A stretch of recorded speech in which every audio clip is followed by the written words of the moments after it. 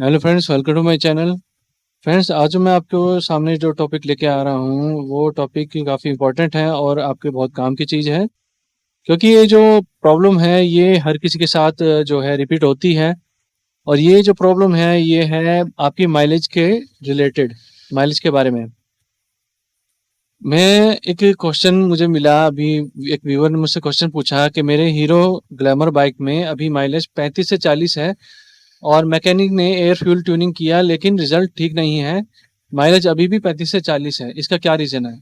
देखिए फ्रेंड्स, पहली बात तो मैं आपको ये बताना चाहता हूँ कि मेरे जो चैनल है उसमें काफ़ी सारी वीडियोस मैंने पहले से लोड की हुई हैं। तो जितने भी वीडियोस हैं सारी बहुत काम की वीडियोस हैं। उनके बीच में मैं सेंटर में अलग अलग जगह पे मैंने काफ़ी इम्पोर्टेंट चीज़ें बताई हैं जिससे आपकी नॉलेज बढ़ेगी। तो मैंने एक टॉपिक इसके ऊपर भी बनाया था पहले, तो कोई नहीं, मैं इसके बारे में दोबारा से, अगर क्वेश्चन पूछा गया तो दोबारा से मैं इसके बारे में डिटेल में बताता हूँ। देखिए, सबसे पहला रीज़न मैं आपको बता देता हूँ कि अ, किसी भी कार्बोरेटर के अंदर 2 स्क्रू आपने ज़रूर देखे होंगे। ये तो आप देख पा रहे होंगे, एक चोक होता है, आजकल बटरफ्लाई चोक आता है।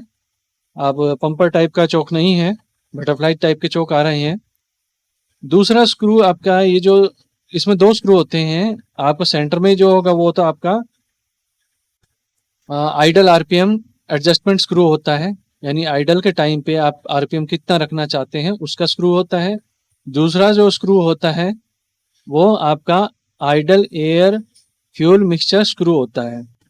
वैसे तो इसे आइडल एयर मिक्सचर स्क्रू बोला जाता है क्योंकि ये एयर को कंट्रोल करता है।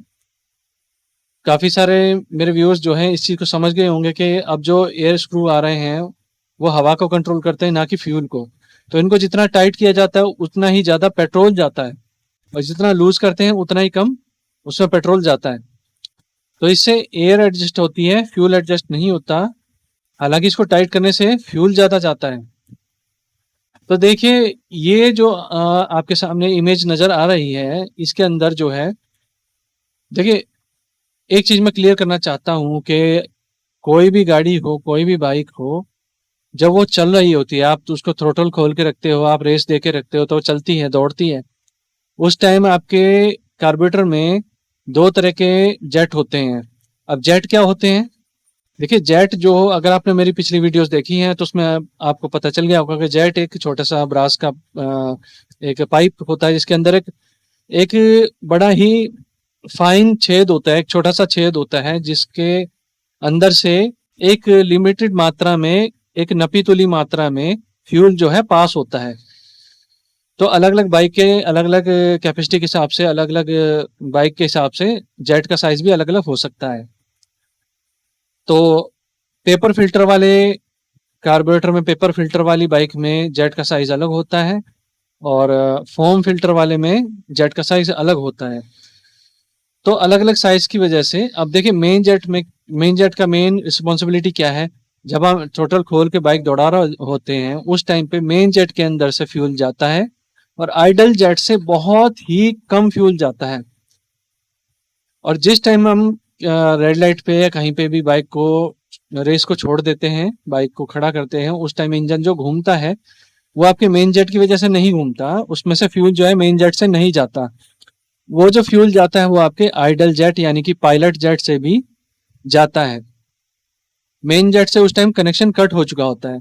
तो देखिए, जितनी भी गाड़ी हैं, जितने भी बाइक वगैरह हैं जिसमें कार्बोरेटर मॉडल है, कार्बोरेटर है, उसमें जो फ्यूल आइडल के टाइम पे जाता है वो आइडल जेट से जाता है। तो ये जो आइडल जेट है इसका छेद इतना बारीक होता है कि मेन जेट, अगर मान लीजिए हम मेन जेट को, मेन जेट में, मेन जेट के थ्रू अगर हम इतना बारीक फ्यूल हम नहीं दे सकते क्योंकि उसका जो होल होता है वो बड़ा होता है। अब आइडल के टाइम पे बहुत ही कम मात्रा में पेट्रोल इंजन को चाहिए होता है, बहुत ही कम मात्रा में हवा जो है इंजन को चाहिए होती है। अगर हल्की सी भी हवा अगर तेज चली जाए, हल्का सा भी फ्यूल अगर तेज चला जाए तो उसी टाइम इंजन जो है काफी हाई आरपीएम पे पहुंच जाता है। तो मेन पर्पस जो इस जेट का होता है वो ये होता है, पायलट जेट का होता है, आइडल जेट का ये होता है कि बहुत कम मात्रा में, बहुत बारीक मात्रा में जो फ्यूल की सप्लाई को भेजना। अब देखिए फ्रेंड्स, इसमें स्क्रू एडजस्टमेंट, मेन जेट में कोई एडजस्टमेंट स्क्रू नहीं होता जिससे कि हम एयर फ्यूल को कंट्रोल कर सकें। उसमें फिक्स होता है, जो रेशो होती है हवा और पेट्रोल की रेशो होती है, वो जेट नीडल के द्वारा कंट्रोल की जाती है और नीडल जेट के द्वारा कंट्रोल की जाती है। वो फिक्स होती है, जितना आप थ्रोटल खोलोगे उतनी एयर और पेट्रोल बराबर मात्रा में अपने इंजन के अंदर जाएंगे, उसी हिसाब से इंजन चलेगा। वहीं दूसरी तरफ जो पायलट जेट होता है, उसमें से फ्यूल बहुत बारीक मात्रा में भेजना पड़ता है। मेन जेट का होल बड़ा होता है, दूसरी तरफ पायलट जेट का होल जो छोटा होता है। तो उसको हम एडजस्ट इसलिए करते हैं ताकि आइडल के टाइम पे जो इंजन की आरपीएम है, आइडल आरपीएम है, वो इंजन का जो फ्यूल का जो सप्लाई होती है वो बहुत बारीक चाहिए होती है। अगर उसमें हल्का सा भी अगर कचरा आ जाए तो फ्यूल की सप्लाई बहुत बारीक होती है, फ्यूल की सप्लाई में फर्क आ जाता है, जिसकी वजह से इंजन की जो आइडल की आरपीएम है, इंजन बार बार बंद होने लगता है, या इंजन में गाड़ी में स्टार्टिंग पे टाइम पे उठाते वक्त झटके मारने लगती है, झटके से बंद हो जाती है। इसलिए बार बार तो हम हर हफ्ते में, हर महीने में इसको खोल के साफ तो कर नहीं सकते। इसी वजह से पायलट जेट की हल्की फुल्की ट्यूनिंग की जाती है। तो इस वजह से पायलट जेट यानी कि ये जो आइडल जेट होता है, इसका आपकी गाड़ी की माइलेज से कोई मतलब नहीं है। चलिए आगे बढ़ते हैं। अब तो आप समझ गए होंगे मेन जेट का क्या काम होता है, पायलट जेट का यूज क्या है। ये ट्यूनिंग के लिए नहीं होता है। दूसरी बात, आइए आगे चलते हैं कि मेन रीजन आपकी, अगर आपको माइलेज चाहिए तो उसमें माइलेज के लिए आपको क्या क्या करना पड़ेगा।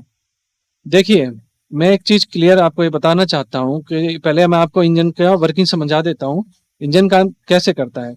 आप सभी को पता होगा कि इंजन के अंदर एयर फ्यूल का मिक्सचर इनटेक वाल्व से अंदर जाता है, इनटेक वाल्व बंद होता है, स्पार्क जलता है और उससे जो धक्का लगता है उससे पिस्टन को धक्का पहुंचता है और पिस्टन जो है क्रैंक को घुमाता है और फिर एग्जॉस्ट के टाइम पे वाल्व खुलता है एग्जॉस्ट वाला और धुआं बाहर निकल जाता है, जली हुई हवा जो है बाहर निकल जाती है।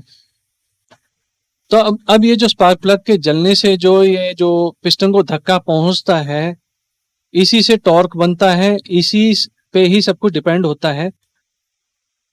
अब ये जो पिस्टन जो है, इस पहले तो एयर फ्यूल का मिक्सचर आता है, इसको पूरी तरह से कंप्रेस करता है यानी दबाता है।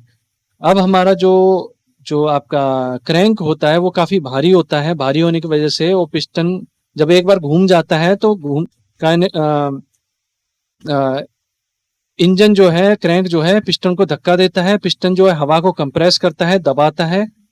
जब हवा दबती है तो उस टाइम पर जो है हवा जो है गर्म हो जाती है। तो हवा जितनी अच्छे से कंप्रेस होगी, हवा जितनी भी अच्छे से कंप्रेस होगी, जितना ज्यादा अच्छे से कंप्रेस होगी, जितना अच्छे से वो दबेगी, उतना ही अच्छा आपका कंबशन होगा, यानी उतना ही अच्छा एयर फ्यूल का मिक्सचर आपका जलेगा। और जितना अच्छा वो जलेगा उतना ही ज्यादा आपके इंजन को पावर मिलेगी। अब अगर आपके सिलेंडर पिस्टन की रिंग घिसी हुई है और आपका पिस्टन घिसा हुआ है या सिलेंडर घिसा हुआ है या फिर आपके वाल लीक कर रहे हैं, तो वो जो आपका जो कंप्रेशन है वो सही नहीं होगा, क्योंकि ये जो इतनी पावर से, इतनी फोर्स से हवा एयर फ्यूल का मिक्सचर जो दबाया जाता है, एक सेकंड के बहुत छोटे पार्ट में उसको इतनी स्पीड से दबाया जाता है, अगर कहीं पे एक बाल के बराबर भी अगर छेद होगा तो ये समझ लीजिए कि आपकी 25% जो है आपकी पावर खत्म हो जाती है वहीं पे। तो आपके जो ये वाल्व होते हैं, दोनों वाल्व होते हैं इनटेक और एग्जॉस्ट के, ये बिल्कुल एयर टाइट होने चाहिए। जो वाल्व जब भी आप इंजन का काम कराएं तो एक जो गलती अभी मेरे एक व्यूअर ने की है वो ये की है कि उनका जो है गाड़ी जो है तेल उठा रही थी, धुआं दे रही थी, तो उन्होंने स्टैंडर्ड पिस्टन, ओवरसाइज पिस्टन नहीं डाला, स्टैंडर्ड पिस्टन उन्होंने डाल के रिंग चेंज करके और उसी सिलेंडर, सेम सिलेंडर में उसको लगा दिया। अब वो ये एक्सपेक्ट कर रहे हैं कि उससे एवरेज आए, जो कि नहीं आ सकती, क्योंकि देखिए जो इंजन जो घिसता है वो कभी भी गोल शेप में नहीं घिसता। आपका जो सिलेंडर जो घिसता है वो अंडे की शेप में घिसता है। ऐसा क्यों होता है? क्योंकि जो पिस्टन होता है वो आपके जो आपका क्रैंक होती है, आपकी कनेक्टिंग रोड होती है, क्रैंक होती है, वो पिस्टन को ऊपर नीचे ही मूव कराती है, लेफ्ट राइट में मूव नहीं कराती। इसलिए जो घिसने वाला पोर्शन होता है वो यही होता है। अब अगर आपका सिलेंडर इस अंडे की शेप में घिसा हुआ है और आप अगर जो है उसमें एक नया पिस्टन लाके डालते हैं तो क्या होगा, आप यहाँ देख सकते हैं।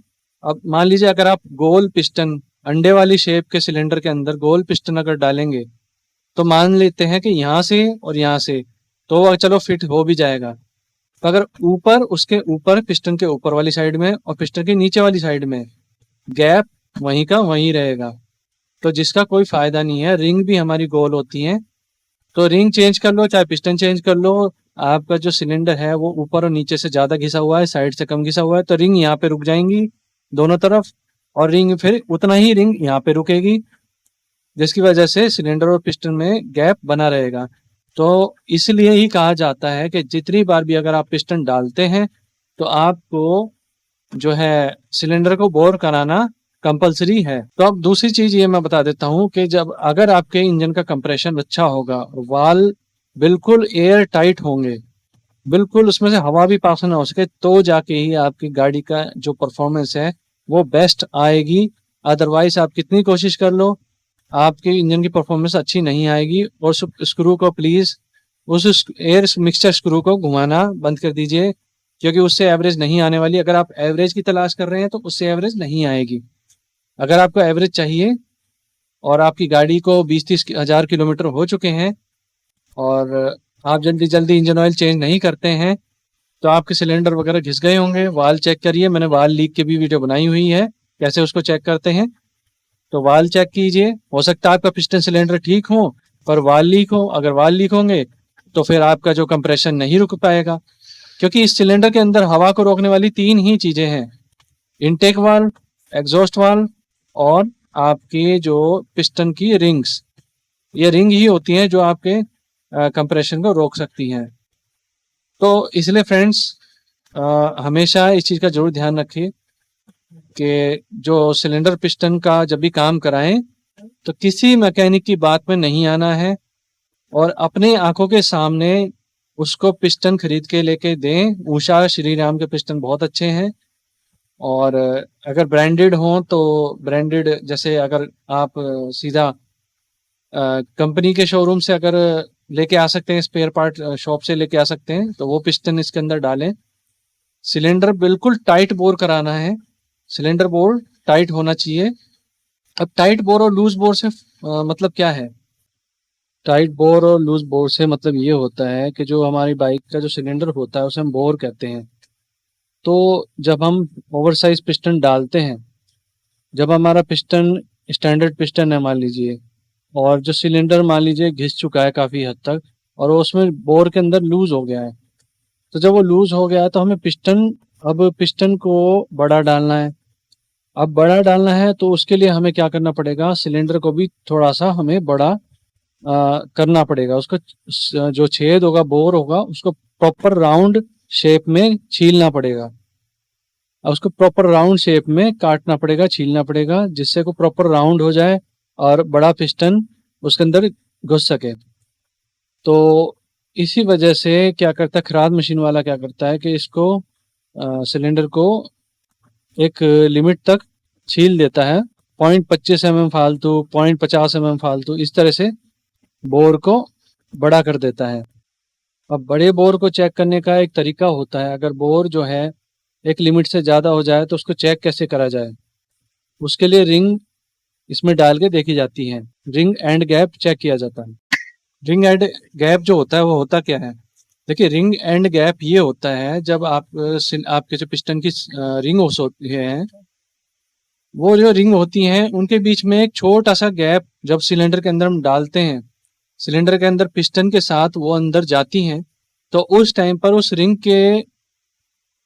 के अंदर छोटा सा गैप होता है। ये गैप इसलिए छोड़ा जाता है क्योंकि जब रिंग गर्म होती है, इंजन गर्म हो जाता है तो ये रिंग फैल के आपस में एक लिमिट तक टच हो जाती हैं। तो अगर ये पूरी टच होने के बाद और फैलने लग जाए तो उसी टाइम ये रिंग जो है बिल्कुल टूट जाएंगी और जो है रिंग जो टूट जाएंगी और आपका इंजन उसी टाइम सीज हो जाएगा बिल्कुल। तो इसी वजह से इसमें एक लिमिटेड अमाउंट में गैप रखा जाता है। अगर इस गैप को ज़्यादा रख दिया तो इस गैप के अंदर से जो आपके एग्जॉस्ट की हवा है, जो मतलब कंप्रेशन है, वो इस गैप के अंदर से लीक होने लग जाएगा, यानी पास होने लग जाएगा, पिस्टन के पीछे की तरफ जाने लग जाएगा। अगर इसको कम, एक लिमिट से कम रख दिया तो ये ओवर हीट होने के बाद ये रिंग का जो एंड के गैप है ये आपस में टच हो जाएगा और उससे ज़्यादा हीट होने पे ये और फैल जाएगा, फैलने की जगह मिलेगी नहीं, तो ये क्या होगा, आपकी रिंग जो है बेंड हो जाएगी, टूट जाएगी और आपका पिस्टन सीज हो जाएगा। तो अब जो स्पेसिफिकेशंस क्या कहते हैं, ये होंडा CT90 जो कि पैशन प्रो, स्प्लेंडर वगैरह इंजन जो है इसी के ऊपर डिपेंड, इसके ऊपर ही आधारित है। तो इसमें रिंग एंड गैप क्या कहते हैं, इसमें स्टैंडर्ड क्या है, देखिए जो स्टैंडर्ड कहलाता है, आप यहाँ देख सकते हैं रिंग एंड गैप, ये आपका होना चाहिए 0.15 से लेके 0.35 तक टॉप या सेकंड। जो रिंग एंड जो टॉप और सेकंड कंप्रेशन रिंग होती है वो 0.15 से लेके 0.35 तक होनी चाहिए, इसके बीच में स्टैंडर्ड होना चाहिए। अगर 0.50 तक पहुंच रही है तो फिर आपकी सर्विस की लिमिट आ गई है।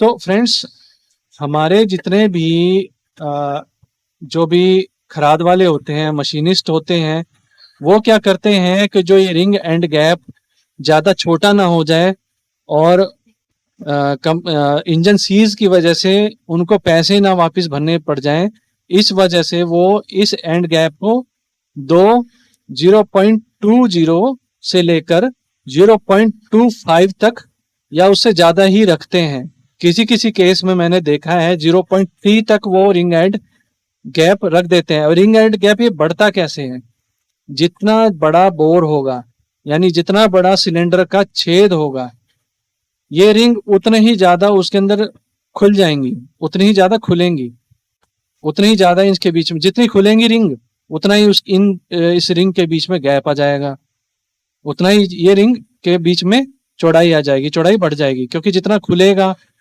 जितनी रिंग खुलेगी, जितना सिलेंडर के अंदर फैलेगी, उसकी सरफेस पर टच होगी, खुलेगी, उतना ही जो रिंग का एंड ये बढ़ जाएगा।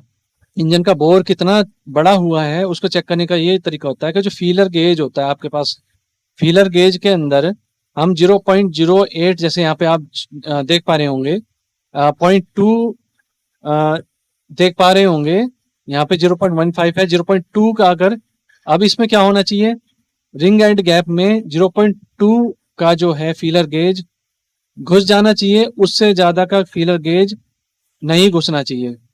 तो कोशिश, अगर आप एक अच्छे मशीनिस्ट हैं तो कोशिश ये करें कि 0.15 से लेके 0.15 से ऊपर ऊपर और 0.20 से लेके उसके नीचे नीचे, उसके बीच में जब आप सिलेंडर बोर कराते हैं तो उसके बीच में होना चाहिए, उससे ज़्यादा ना हो, और 0.15 से कम नहीं होना चाहिए। अगर आप 0.15, अगर आप रिंग एंड गैप रखते हैं, इतना बोर कराते हैं कि 0.15 रिंग एंड गैप आ रहा है, तो उस इंजन को बोर करने के बाद, फिट करने के बाद, पिस्टन, सिलेंडर वगैरह सब कुछ इंस्टॉल करने के बाद उसको दौड़ाना नहीं है। ये आप जरूर ध्यान रखें, क्योंकि अगर आपने उसको दौड़ा दिया और इंजन ज़्यादा गर्म हो गया तो फिर आपका जो इंजन पिस्टन है वो सीज कर सकता है। इसलिए उसको आराम से चलाना है, ज़्यादा भगाना नहीं है, ज़्यादा एक्सेलरेट नहीं करना है। तो अगर आप इन चीज़ों पे ध्यान रखेंगे तो आपका जो सिलेंडर जो है ज़्यादा अच्छे से चलेगा। देखिए, जब सिलेंडर जैसे जैसे घिसता है तो ये गैप एक आध महीने में ये गैप बढ़ जाता है, क्योंकि रिंग भी अपनी जगह बनाती है और सिलेंडर के आप ये देख पा रहे होंगे स्क्रैचेस से पड़े हुए हैं, ये भी घिस के बराबर हो जाते हैं, तो ये जो रिंग जो है फैल जाती है, ये गैप बढ़ जाता है। इसलिए अगर आप 0.15 का गैप रखेंगे तो वो एक महीने बाद 2 का हो जाएगा, 0.2 का गैप हो जाएगा। तो इसलिए आपको इस चीज़ का ध्यान रखना है, फीलर गेज से चेक करके ही बोर कराना है। तो अगर आपका कंप्रेशन सही है, आपका कंप्रेशन सही है, रिंग एंड गैप सही है, वाल बिल्कुल एयर टाइट है, तो आपकी एवरेज अच्छी आएगी आएगी। उसके बाद बस आपको हल्की सी ट्यूनिंग करनी है, जिससे आपका जो इंजन बंद ना हो, और एयर फिल्टर साफ होना चाहिए, आपके टायर्स में हवा अच्छे से होनी चाहिए, तो आपका सब कुछ, इंजन वगैरह सब कुछ बहुत अच्छा चलेगा। तो फ्रेंड्स मुझे उम्मीद है आप वीडियो जो है आपको पसंद आई होगी और आपके काम आएगी, और इस वीडियो की मदद से आपके जितने भी डाउट्स हैं वो क्लियर हो गए होंगे। तो फ्रेंड्स इस वीडियो को देखने के लिए धन्यवाद।